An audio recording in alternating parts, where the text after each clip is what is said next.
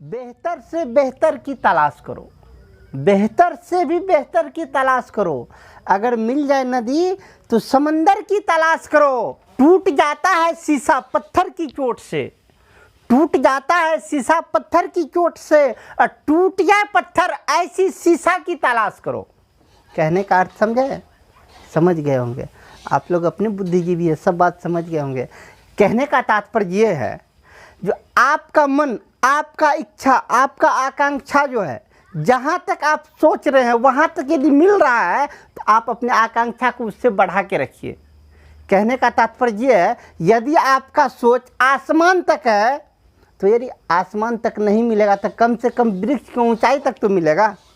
यदि आपका सोच वृक्ष के ऊंचाई तक ही है, यदि वहाँ तक नहीं मिला तब तो आप सीधे नीचे, मतलब बिल्कुल नीचे में रहिएगा, जहाँ पे है वहीं पे रहिएगा। कहने का मतलब अपनी सोच को कभी छोटा मत कीजिए, और जितना आपको जो नॉलेज मिलता है, जो कुछ मिलता है, उनसे ज़्यादा, उनसे बेहतर की तलाश कीजिए, तब आप अपने लक्ष्य को आसानी से प्राप्त कर पाइएगा। तो चलिए, आज के क्लास में अपने लोग स्टडी करने वाले हैं, आज सॉल्व नहीं करने वाले हैं, आज अपने लोग स्टडी करने वाले हैं एक्सरसाइज 5.2। ये कहने के लिए एक्सरसाइज 5.2, इनका आज कंसेप्ट बतलाने जा रहे हैं। इस 5.2 में डिफ्रेंसिएशन है, ये डिफ्रेंसिएशन अपने लोग पढ़ने वाले हैं। डिफ्रेंसिएशन क्या होता है, किस पंछी का नाम है डिफ्रेंसिएशन? डिफ्रेंसिएशन पढ़ के हम कौन सा पहाड़ उल्टा लेंगे, पढ़ के हमें मिलेगा क्या? यदि इनके पढ़ने के पीछे का रीजन, इनका उद्देश्य को यदि समझ गए तो आपको डिफ्रेंसिएशन के प्रति ऑटोमेटिक लगन जग जाएगा और पढ़िएगा। यदि इनका काम ही पता ना हो कि डिफ्रेंसिएशन पढ़ के क्या करेंगे, तो फिर पढ़ने में आपको भी मज़ा नहीं आएगा और हमको भी पढ़ाने में मज़ा नहीं आएगा, ठीक ना। आइए, इनका क्या उपयोग है बाद में जानते हैं, पहले इनके कुछ रूल रेगुलेशन को जान लेते हैं, इसमें क्या क्या काम कैसे कैसे करना पड़ता है। सबसे पहले डिफ्रेंसिएशन का सिंबल होता है dy/dx, ठीक ना। डिफ्रेंसिएशन dy/dx, इसको पढ़ते क्या है? इसको पढ़ते हैं differentiation of y with respect to x, ठीक ना। शॉर्टकट में कहते हैं dy/dx। इसको पढ़ते हैं differentiation of x with respect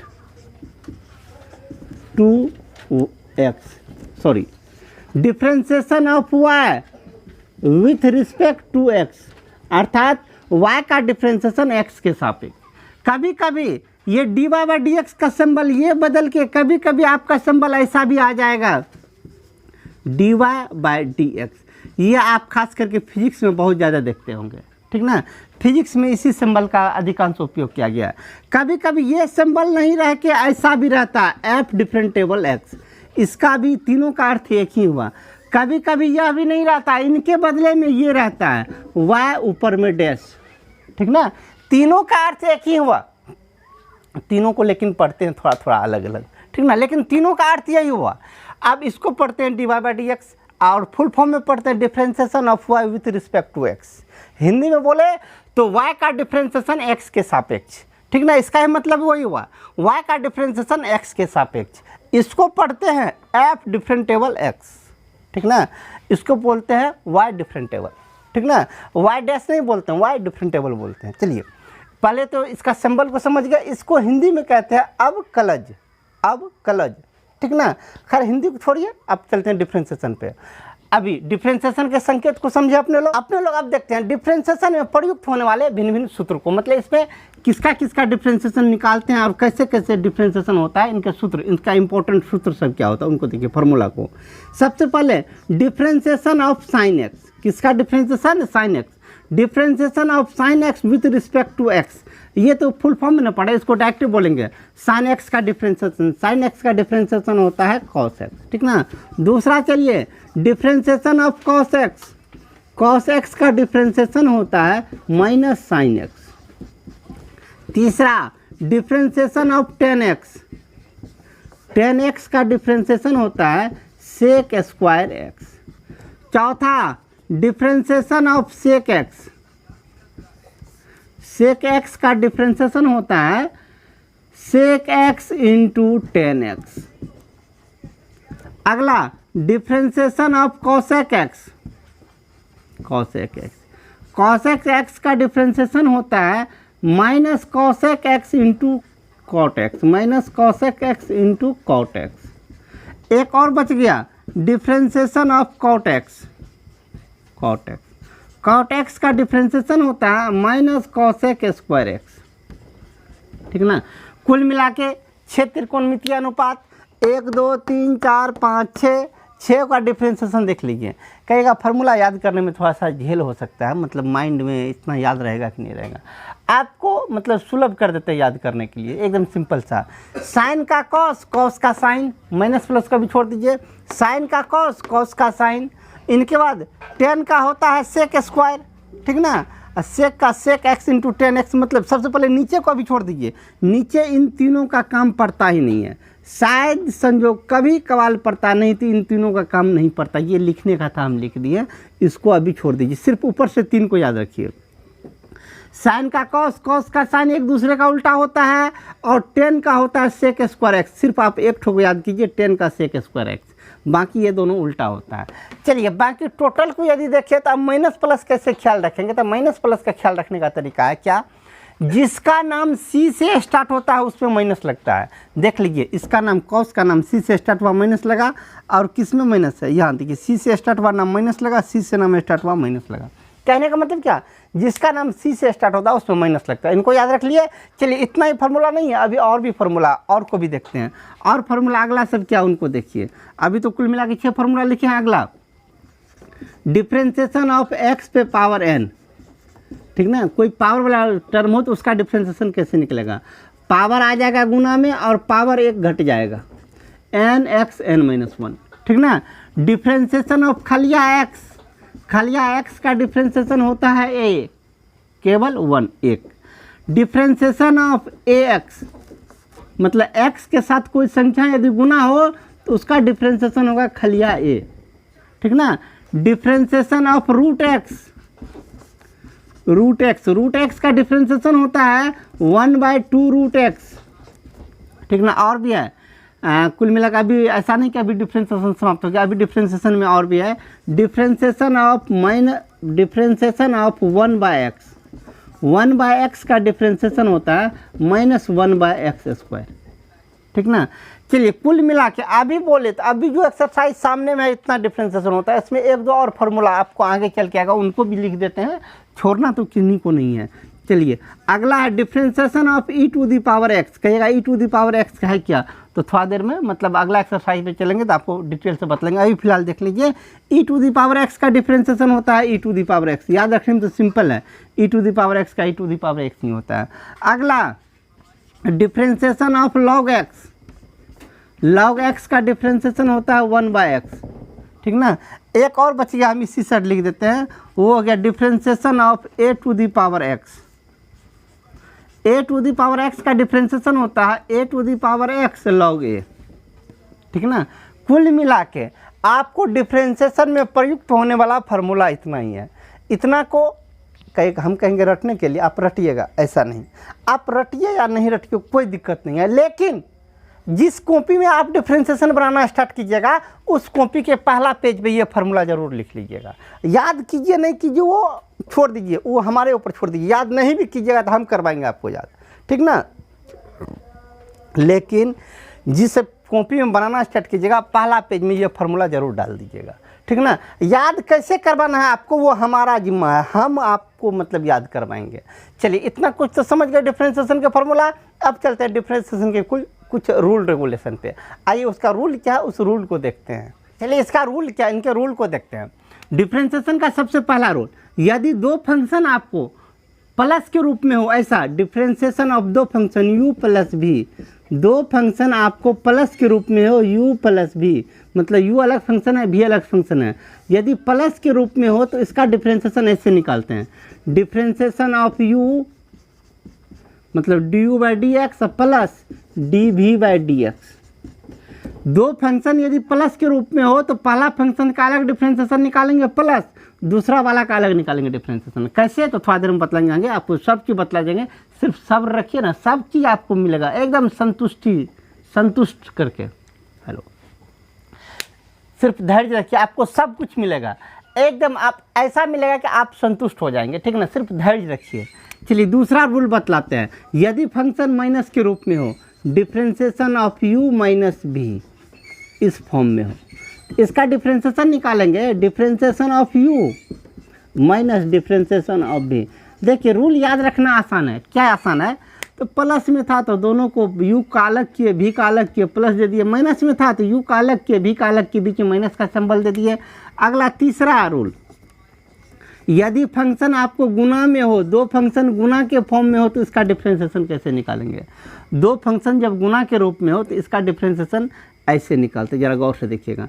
पहला टर्म का डिफ्रेंसिएशन, ठीक है, पहला का डिफ्रेंसिएशन गुना दूसरा टर्म भी, प्लस दूसरा का डिफ्रेंसिएशन भी का डिफ्रेंसिएशन गुना पहला टर्म u, ठीक ना। देख लीजिए गुना वाला रूल कैसे, पहला का डिफ्रेंसिएशन u का डिफ्रेंसिएशन गुना दूसरा टर्म भी, प्लस दूसरा मतलब v का डिफ्रेंसिएशन गुना पहला टर्म u, ठीक ना। अब यदि फंक्शन आपका भागा के रूप में हो du/v, यदि भागा के फॉर्म में हो तब कैसे डिफ्रेंसिएशन निकालेंगे? तब जैसा गुना में कैसे भी इसमें भी रखना। देखिए कैसे, पहला ऊपर वाले का डिफ्रेंसिएशन गुना नीचे वाला टर्म, प्लस के जगह पे माइनस दे दीजिए, नीचे वाले का डिफ्रेंसिएशन v का डिफ्रेंसिएशन गुना ऊपर वाला टर्म u, टोटल के बट्टे में नीचे वाले का होल स्क्वायर, ठीक ना। कुल मिला के आपको इसमें चार ही प्रकार का फंक्शन होता है। फंक्शन या तो जोड़ में हो, या तो घाटा में हो, या तो गुना में हो, या तो भागा में हो। चारों प्रकार का, तो चारों रूल हम बतला दिए।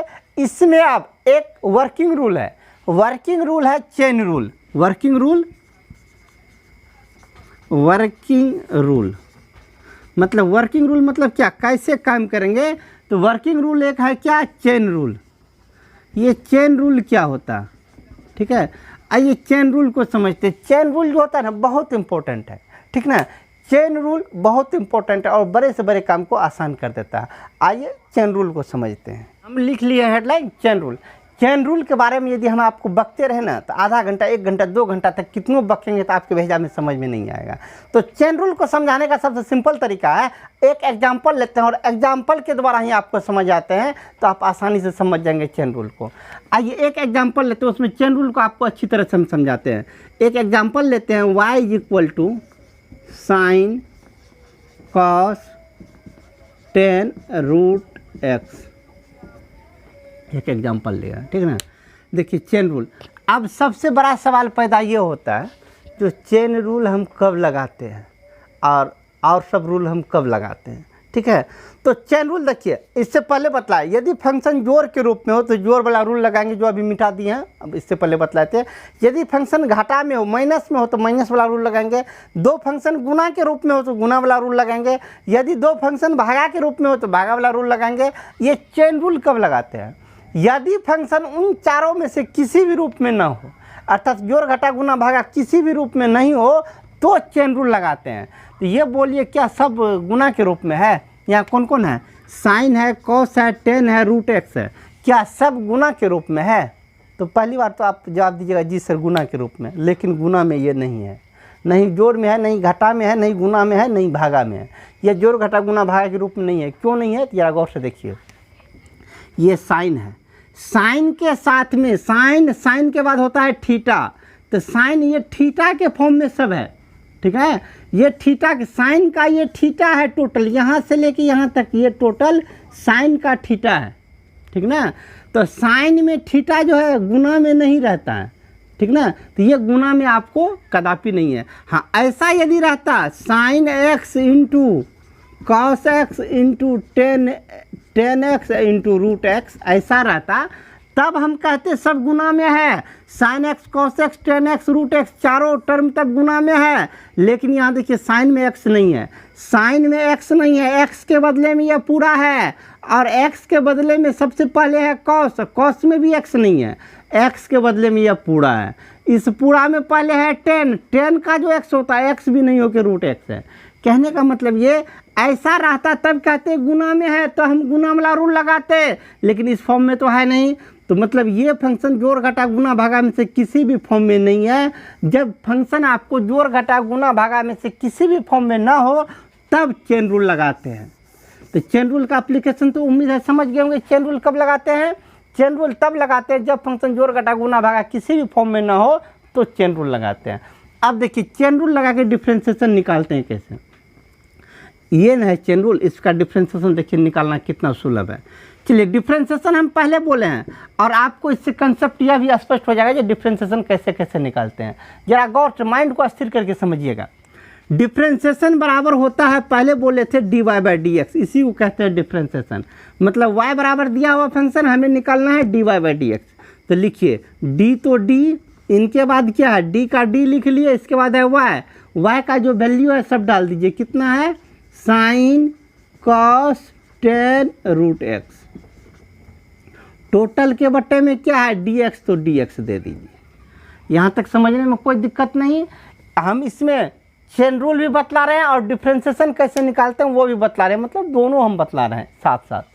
आइए यहाँ तक तो कर लिए, अब ऊपर वाला सेम टू सेम उतार लीजिए। पहले d कितना है sine cos tan root x. Total के बट्टे में देखिए क्या लिखते हैं, बट्टे में dx था तो dx नहीं लिखते हैं इस बार। बट्टे में कैसे लिखते हैं, इसमें से एक फंक्शन को छोड़ दीजिए। क्या वो फंक्शन है 1 2 3 4 4 फंक्शन है, एक फंक्शन छोड़ दीजिए। पहली बार इधर से फर्स्ट फंक्शन को छोड़ते हैं, साइन को छोड़ दिए, साइन छोड़ के इधर उतार लीजिए। कितना हो गया differentiation of cos tan root x, ठीक ना। फिर समझ लीजिए ऊपर वाले को सेम टू सेम जैसा था उतार लिए, एक फंक्शन छोड़े बाकी सबको उतार लिए। जितना नीचे में उतारे गुना में सबको ऊपर भेज दीजिए, जितना नीचे में सेम टू सेम ऊपर में। बोलिए कितना हो जाएगा कॉस टेन रूट एक्स बट्टे, ठीक ना। अब जितना नीचे में था सबको सेम टू सेम ऊपर रखे। इस बार फिर वही काम करना है, इस 3 फंक्शन 1 2 3 3 में से पहली फंक्शन को छोड़ दीजिए, कॉस को छोड़ दीजिए, बाकी को लिख लीजिए डी टेन रूट एक्स, ठीक ना। नीचे में जो है इनको फिर ऊपर भेजिए, डी नीचे में क्या है 10 रूट एक्स। इस बार फिर वही काम करना है, एक फंक्शन को छोड़ दीजिए, 10 रूट एक्स है, इस बार 10 को छोड़ रहे हैं तो क्या होगा डी रूट एक्स, ठीक ना। इस बार जो नीचे है फिर इसको ऊपर भेजेंगे, ये ऊपर चले जाएगा डी रूट एक्स। इस बार फिर एक फंक्शन को छोड़ेंगे, कहेगा उसमें तो एक वो फंक्शन है तो छोड़ेंगे किसको, इसमें रूट है, इस बार रूट को छोड़ देंगे। रूट छोड़ देंगे तो क्या हो जाएगा मेरे पास नीचे में डी एक्स बचेगा, ठीक ना। इसी को कहते हैं चेन रूल। यही हुआ आपका चेन रूल। चेन रूल में वही एक फंक्शन को छोड़ेंगे बाकी को नीचे उतारेंगे, नीचे वाले को सेम टू सेम ऊपर भेजेंगे, एक फंक्शन छोड़ेंगे उसको नीचे उतारेंगे फिर ऊपर भेजेंगे, एक फंक्शन छोड़ेंगे फिर नीचे उतारेंगे फिर ऊपर भेजेंगे। ये प्रक्रिया चलता रहेगा। ये फंक्शन हम इतना बड़ा लिए थे तो इतना लंबा गया, यदि और लंबा होता तो ये चलता रहता और तब तक चलता। इस फंक्शन को तब तक नमरा के चेन को आगे बढ़ाते जब तक कि नीचे में dx ना आ जाए। नीचे में dx जहाँ पे आ गया वहीं पे अब दम ले लेंगे, अर्थात ये मेरा चेन खत्म हुआ यहाँ पर।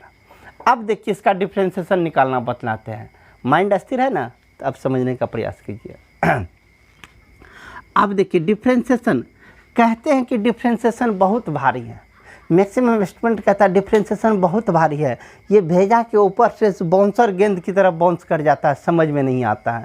तो आखिर बाउंसर गेंद है तो आखिर बाउंसर का भी तो जवाब चाहिए। बाउंसर गेंद को भी खेलना होगा, उसके बाद नहीं एक अच्छा क्रिकेटर बनिएगा। तो आइए बाउंस नहीं होने दीजिए, बाउंस पर भी छक्का मारिए। कैसे होता क्या है, ये दुनिया में अधिकांश चीज़ दिखावटी का चीज़ है, मतलब दिखावा ज़्यादा होता है। इसमें भी इतना बड़ा है, ये दिखावा है, ये दिखावा है। अरे हम जो आपको पढ़ा रहे हैं ये सब दिखावा है। ये टी शर्ट पहन लिए ये दिखावा है, दिखा रहे हैं हम टी शर्ट पहने हुए हैं। ये कपड़ा हम खोल भी देना तो फिर भी पढ़ाएंगे तो फिर भी पढ़ाएंगे, और फिर भी आप समझिएगा ये तो दिखावा है। अगर कपड़ा से नहीं पढ़ाते हैं, भेजा से पढ़ाया जाता है, भेजा से पढ़ा जाता है। ये तो कपड़ा पहन लेते हैं दिखावटी के लिए, वही डिफ्रेंशिएशन का ये सब दिखावटी है। दिखावटी पे मत आप गौर कीजिए। चलिए इसको कैसे ध्यान देना जरा गौर से देख लीजिए। हम बतला रहे हैं, एक बारीकी से समझा रहे हैं। नीचे वाले का कोई काम नहीं होता है, नीचे वाला 100 पीस है, ये दिखावटी है। जैसे मेरा ये कपड़ा दिखावटी है तो ये एकदम बिल्कुल नीचे वाला 100 पीस है, इसका कोई काम ही नहीं है। तो माइंड सब आधा टेंशन खत्म, क्योंकि आधा खेल खत्म हो गया इसका। क्यों, नीचे वाले का कोई काम ही नहीं करना है, बिल्कुल कोई काम नहीं करना है। अब बच गया ऊपर वाला, ठीक है। ऊपर वाला में देखिए, ऊपर वाला जितना झेल झपेटा देख रहे हैं, ऊपर वाले में भी सबका काम नहीं करना पड़ता है। ऊपर से जरा इस पे गौर कीजिए माइंड को। ऊपर में क्या कि जितना कुछ था उसको नीचे उतारे, इसमें से एक फंक्शन को छोड़ के नीचे उतारे थे, साइन को छोड़ दिए, बाकी को नीचे उतारे। छोड़े किनको? तो साइन को छोड़े। तो साइन जिनको छोड़े उसी ठो का डिफ्रेंशिएशन निकालेंगे। जिनको छोड़ के हम नीचे लिखें सिर्फ उसी का डिफ्रेंशिएशन निकालेंगे, सिर्फ साइन का डिफ्रेंशिएशन निकालेंगे। साइन का डिफ्रेंशिएशन क्या होता है? साइन का डिफ्रेंशिएशन होता है कॉस, ठीक ना। सिर्फ साइन का ही जिसको छोड़े उसी का डिफ्रेंशिएशन, छोड़े साइन को तो साइन का डिफ्रेंशिएशन। हम अभी फार्मूला जो बोले थे सबसे पहले, साइन का डिफ्रेंशिएशन होता है कॉस, तो साइन के बदले में दे दिए कॉस। बाकी जितना साइन को छोड़कर बाकी जितना था सब सेम टू सेम उतार लीजिए। आगे क्या? कॉस 10 रूट एक्स, तो लिखेंगे कॉस 10 रूट एक्स। गुना तो गुना में छोड़ दीजिए। चलिए इस बार इसमें देखिए कॉस 10 रूट एक्स है, किनको छोड़े थे? तो कॉस एक्स को छोड़ के बाकी लिखे थे। कॉस एक्स को छोड़े थे तो कॉस एक्स का केवल डिफ्रेंशिएशन निकलेगा। कॉस का डिफ्रेंशिएशन होता है माइनस साइन। माइनस यहाँ नहीं अच्छा लगता है, शुरू में लगा दीजिए, क्योंकि गुने में है तो शुरू में लगा दीजिए। माइनस साइन, कॉस का डिफ्रेंशिएशन माइनस साइन, बाकी जितना उनको लिख लीजिए 10 रूट एक्स इंटू। अब जरा इसमें देखिए 10 रूट एक्स है, 10 को छोड़कर नीचे लिखे थे, 10 को छोड़े थे, तो इस बार 10 का केवल डिफ्रेंशिएशन निकालेंगे। 10 का डिफ्रेंशिएशन फार्मूला में भी बतलाए थे, 10 का होता है सेक स्क्वायर, तो 10 के जगह पर दे देंगे सेक स्क्वायर। रूट एक्स है सामने तो रूट एक्स रहने दीजिए। अब चलिए फिर गुना में है तो फिर गुना, इस बार है रूट एक्स। फार्मूला में हम लिखा है रूट एक्स का डिफ्रेंशिएशन क्या होता है? रूट एक्स का डिफ्रेंशिएशन लिखा है फार्मूला में 1/2 रूट एक्स, ठीक ना। चलिए खेल खत्म हुआ, डिफ्रेंशिएशन निकल के कंप्लीट हुआ, ठीक ना। डिफ्रेंशिएशन जिसको बोलते थे बाउंसर, बाउंस मत होने दीजिए, बस इतना काम कर लिए, डिफ्रेंशिएशन खत्म। इसमें अब करना क्या होता है? ये टर्म क्या गो टर्म है? 4 टर्म है। छोटका टर्म को पहले लिख लीजिए, छोटा वाला टर्म यही ना, ऊपर वाले को ऊपर के साथ लिख लीजिएगा, छोटका टर्म यही है, इनको पहले लिख लीजिए। कितना हो जाएगा? 1/2 रूट एक्स माइनस लगल है, -1/2 रूट एक्स इंटू। अब चलिए छोटका टर्म ये है, उसके बाद ये, पहले छोटा टर्म को लिखा जाता है sec square root x into sec square root x, इसके बाद ये साइन 10 रूट एक्स, इनको लिखिए इस बार ये बड़का टर्म कितना? Cos 10 root x. ये आपका फाइनल आंसर हुआ। उम्मीद है आप आसानी से समझे होंगे और हम बहुत बारीकी से समझाए हैं, परफेक्ट आप समझे होंगे। यदि समझने में फिर भी कोई कठिनाई हो तो कमेंट सेक्शन में कमेंट कीजिए, उस प्रत्येक कमेंट को हम बारीकी से पढ़ते हैं और उस पर ज़रूर अगले क्लास में हम अमल करेंगे। चलिए उम्मीद है आप आसानी से समझे होंगे इनको। अब चलिए एक और एग्जाम्पल लेते हैं। अगला एग्जाम्पल ये किस पे हम लिए थे? चेन रूल का एग्जाम्पल लिए थे, मतलब चेन रूल पे जो लगने वाला था उसका डिफ्रेंशिएशन कैसे निकालते थे इसको लिए थे। चेन रूल लगता किस पर है? जो जोड़ घटा या गुना या भागा के रूप में न हो उस पर चेन रूल लगता है, तो चेन रूल पे बना। अब एक एग्जाम्पल लेते हैं जो चेन रूल पे आने वाला नहीं हो, उनका एग्जाम्पल लेते हैं और उसको निकालते हैं, वो कैसे निकलता है एक उनको भी देखिए। अब एक और एग्जाम्पल हम पहले से आपको रख लिए, बोर्ड पे लिख लिए। इस एग्जाम्पल ये चेन रूल पे नहीं आने वाला है। क्यों नहीं आने वाला है? क्योंकि सब फंक्शन देख लीजिए, ये जोड़ के कोई प्लस में है, कोई माइनस में है, कोई प्लस में है, ठीक है। प्लस माइनस का कैसे निकालते हैं ये चेन रूल पे नहीं आएगा। फिर भी इसका डिफ्रेंशिएशन कैसे निकालते हैं जरा इनको समझने का प्रयत्न कीजिए। ये y है तो हमें निकालना है dy/dx, तो dy/dx लिख लिए, ठीक ना।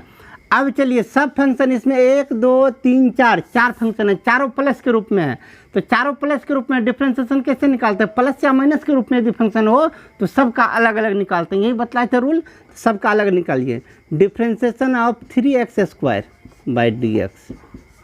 प्लस, अब इस बार इसका differentiation of 5x/dx minus differentiation of sin x/dx plus differentiation of 8/dx, ठीक ना। सबका डिफ्रेंशिएशन अलग अलग, 3x² का सब में अलग अलग लगा दिए dx, ठीक ना। अब चलिए डिफ्रेंशिएशन, ये है पावर वाला टर्म, पावर वाले का डिफ्रेंशिएशन। ये फार्मूला जो बोले थे डिफ्रेंशिएशन ऑफ x⁴n/dx, इसका क्या बोले थे? nxn-1। फार्मूला याद रखने पे भेजा फ्राई होता है, फार्मूला याद मत रखिए, हम पहले ही आपसे बोले थे। फार्मूला मत याद रखिए, बस इसको इतना कहिए। पावर वाला कोई टर्म होता है तो पावर वाला का डिफ्रेंसिएशन कैसे निकालते हैं? जो पावर रहता है पावर गुना में आता है और पावर एक घट जाता है, ठीक ना। पावर जो है पावर गुना में आया, एक्स का एक्स रहने दिए, पावर जितना था उसमें से एक घटा लिए, बस इतना याद रखिए। पावर गुना में और पावर एक घटा लेते हैं, ठीक ना। चलिए इस पर भी देखिए, ये पावर वाला टर्म है तो पावर को गुना में भेजिए, पावर 2 है तो 2 को गुना में भेजिए, तो 2 तिया 6, पावर 1 घटा लीजिए तो कितना हो जाएगा? x का पावर 2 तो x का पावर 1, x का पावर 1 तो इसको लिखेंगे नहीं, बस इतना ही। क्यों? पहले बोल चुके हैं नीचे वाले का कोई काम नहीं, ये 100 पीस है तो नीचे वाले को कुछ नहीं चाहिए, सिर्फ इसके अंदर में काम करना था। पावर था तो पावर को गुना में लिया, पावर 1 घटा लिए, प्लस, इसका खेल खत्म। अब इस पे आइए, इसमें जरा गौर कीजिए, इसका पावर कुछ नहीं है तो 1 है, x है, x का पावर कुछ नहीं तो 1, तो पावर को गुना में भेजिए, 1 गुना 5 5, x का पावर जितना है उसमें से 1 घटा लीजिए, पावर 1 है, 1 में से 1 घटा लीजिए तो 0, माइनस है क्या यहाँ साइन एक्स का डिफ्रेंसिएशन वो पावर वाला नहीं है, तो साइन एक्स का डिफ्रेंसिएशन होता है कॉस एक्स, तो साइन एक्स का डिफ्रेंसिएशन रख दीजिए डायरेक्ट कॉस एक्स, प्लस 8 क्या है? 8 कांस्टेंट टर्म है, 8 कांस्टेंट टर्म है, और कांस्टेंट टर्म का डिफ्रेंसिएशन 0 होता है। कांस्टेंट टर्म क्या मतलब? कोई भी संख्या 2 4 6 8 10 ये सब कांस्टेंट टर्म है, तो कांस्टेंट टर्म का डिफ्रेंसिएशन हर हमेशा 0 होता है। तो कांस्टेंट टर्म 8 का डिफ्रेंसिएशन 0 छोड़ दीजिए, बाकी लिखिए कितना, फिर से फ्रेश से लिख लीजिए 6x, किसी x पे पावर 0, किसी भी संख्या पे पावर 0 रहता है तो इसका वैल्यू होता है 1 गुना 5 प्लस नहीं माइनस कॉस एक्स, 0 को तो लिखेंगे नहीं, इसका डिफ्रेंसिएशन हो गया, ऊपर वाला का डिफ्रेंसिएशन हो गया, इतना ही, ठीक ना। चलिए उम्मीद है इनको आप आसानी से समझ गए होंगे। यदि समझ गए होंगे तो आप प्रयत्न कीजिए, एक्सरसाइज ही बनेगा, हम एक्सरसाइज ही बनाएंगे, लेकिन आज नहीं। आज की क्लास में इतना ही रहने दीजिए, अब अगले क्लास में आपको एक्सरसाइज सॉल्व करवाएंगे, ठीक ना। जय हिंद।